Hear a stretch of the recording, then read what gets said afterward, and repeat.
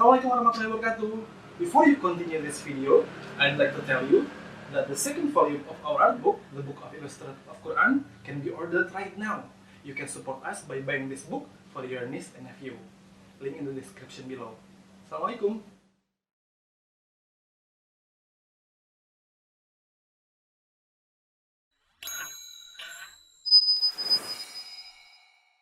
When I travel, sometimes people see me at a restaurant and recognize me, and then after wanting a selfie, they want to have a conversation or whatever, and we sit down and have a chat. And when we have a chat, a lot of times it's about their family.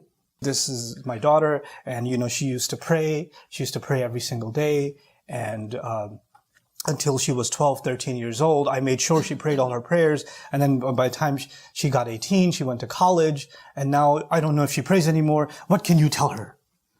Tell her something that can... And the daughter's sitting next to her, rolling her eyes like, oh God, here we go again, She's being put on the spot. So first of all, I apologize to the daughter, sorry. And she even tells me, the mom even tells me, I send her all your videos. And so I'm sorry that she sends you my videos. First of all, let me apologize about that. But after that, the thing is that we have to understand something. We believe Allah controls every leaf on every tree. Allah controls every movement of every honeybee. Allah who controls every step that every ant takes. And I ask, do you believe in this control that Allah has? Yeah, I do. Then why do you think you can control your child?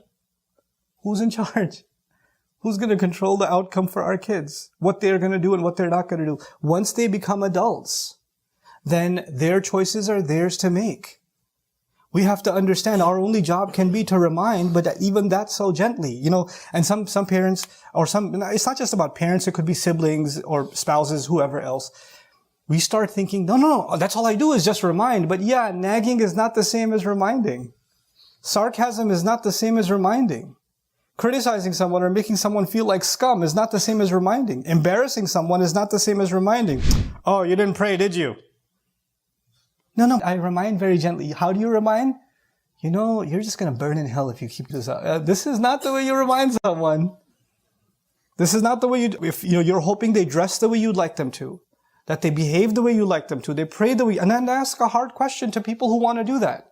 I just wish my son would pray, and your son comes over to the house to visit. He works in some different city. He comes to visit you, and when he visits you, you say, pray, and then he prays. Fine.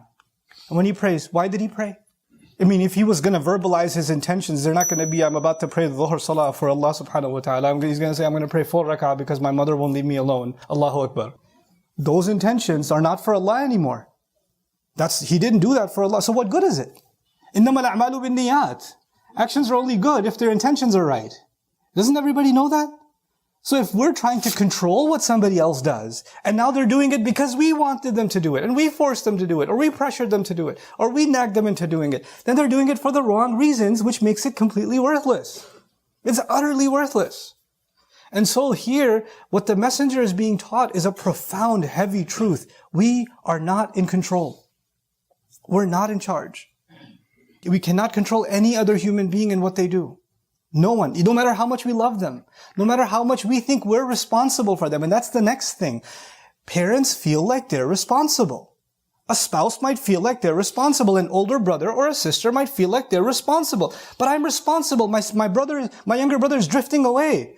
He's doing bad stuff. I need to stop him. I'm responsible for him. A father might feel responsible. A mother might feel responsible.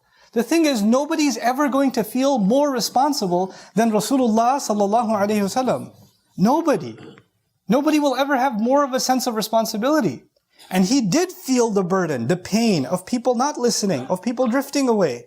He did feel that pain. And yet Allah told him there's a reality that even if it's in your mind, your heart forgets it. And your heart needs to remember that you cannot guide whoever you love. And when you see the one you love going in harm's way, if you saw your child going towards a swimming pool and they don't know how to swim, if you saw somebody heading towards a car crash, if you saw that, you'd want to stop them. That's what naturally we want. That's a protective sense that Allah put inside all human beings. We want to protect those that we love.